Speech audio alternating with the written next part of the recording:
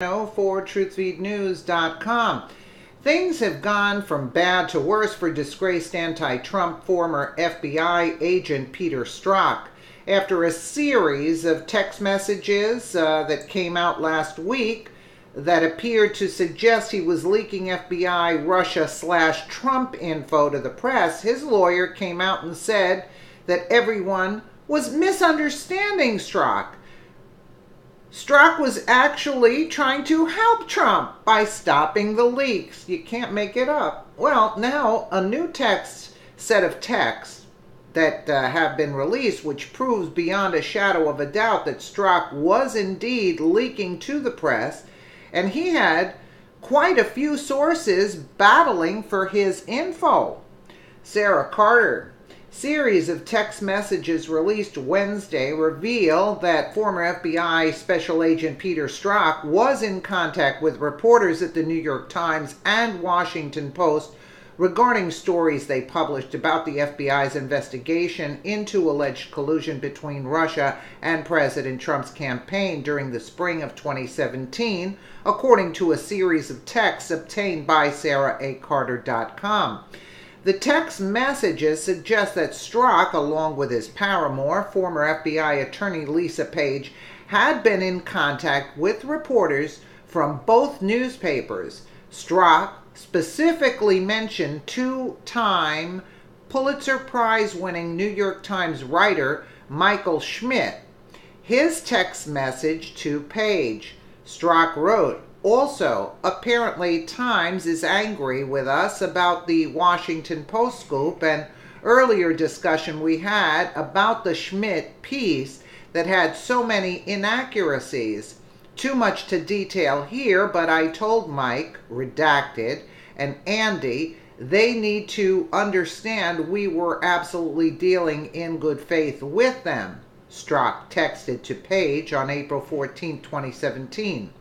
The FISA one coupled with the Guardian piece from yesterday.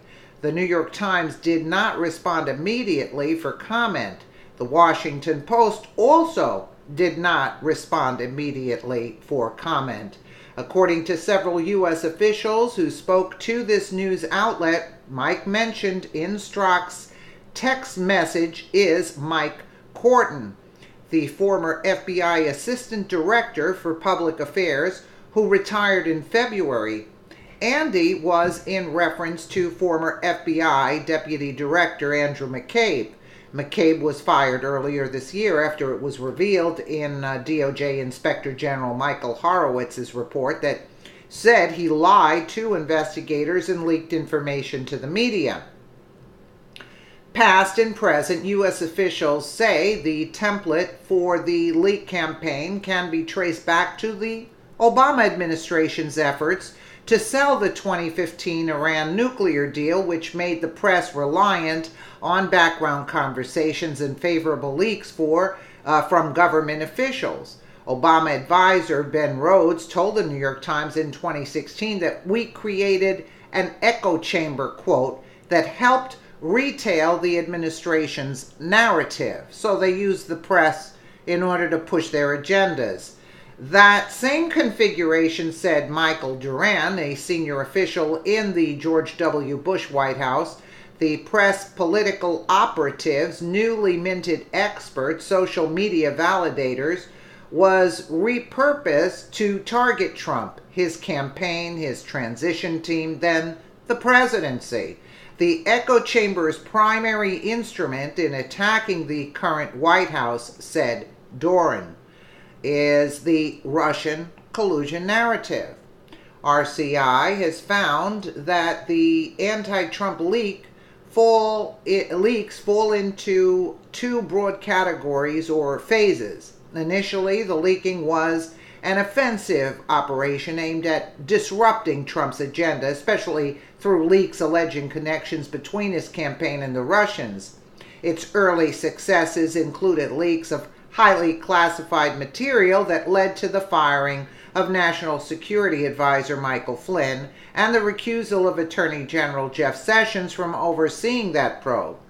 The second phase, which began roughly a year into Trump's administration, has been more defensive, pushing back against congressional oversight committees that had uncovered irregularities in the FBI's investigation of Trump. This phase has been marked by the willingness of press outlets to run stories backing off earlier reported leaks that proved to be deeply misleading, including the roots of the FBI's investigation of the Trump campaign and the relationship between Deputy Attorney General Bruce Orr and the opposition research firm that produced a central document of that probe that largely discredited Steele dossier. The second phase has also included articles and opinion pieces, some written by journalists who have published classified information dismissing suspicions of an orchestrated campaign against Trump, as, to use the phrase invoked in a recent New Yorker article, a, quote, conspiracy theory. Former Obama officials and their press allies can call it a, quote, conspiracy theory or whatever they want. A senior U.S. official familiar with how Obama holdovers in the media jointly targeted Trump figures told RCI. But they can't say it's not true that former Obama officials were furiously leaking to keep people close to Trump out of the White House. The focus of the ongoing anti-Trump campaign became clear in March of 2016 when the candidate identified Carter Page and George Papadopoulos as foreign policy advisors. For reasons that remain unclear, FBI officials decided that Page in particular was a Russian asset and that others on the team might be as well. Instead of alerting Trump to this possibility, law enforcement set up a sting operation. As RCI has previously reported, FBI informants and figures associated with Western intelligence approached the Trump team with offers of Russian-sourced dirt on Clinton. Among the 7 mysterious approaches, the most significant, as RCI recently reported, was a Russian lawyer's June 9th meeting at Trump Tower in Manhattan with Donald Trump Jr. and others. That meeting now appears especially suspicious, but not for the reasons cited by Trump critics. It was revealed that the Russian lawyer Natalia V. Veselnitskaya met the day before and the day after the Tower meeting with Glenn Simpson, whose opposition research firm Fusion GPS was being retained by her as well as the Clinton campaign. At the same time, Simpson, a former Wall Street Journal reporter, was working with a former British spy, Christopher Steele, and Nellie Orr, Bruce Orr's wife, to assemble a series of reports alleging Trump's ties to the Kremlin. In the late summer, the Steele dossier portrayed by media outlets as the work of a conscientious foreign analyst, frightened by Trump's unsavory connections, was circulated to Washington newsrooms. Yahoo News and Mother Jones published articles based on Steele's briefings. High-profile columnists and other publications, The Atlantic, The Washington Post, Slate, The New Yorker, Newsweek, and The Weekly Standard rehashed dossier talking points. The collusion narrative became fully operational at the end of October when the anti-Trump efforts of the Clinton campaign, the media, and the FBI intersected. Even though then Director James B. Comey considered the dossier salacious and unverified, the FBI used it. And a Yahoo News article based on Steele's report to obtain a warrant to spy on Page weeks before the election.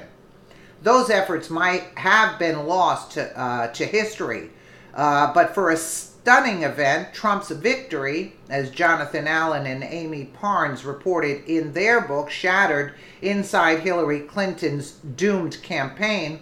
Within 24 hours of her concession speech, campaign chairman John Podesta and manager Robbie Mook assembled her communications team at the Brooklyn headquarters to engineer the case that the election wasn't entirely on the up and up. Already, Russian hacking was the centerpiece of the argument.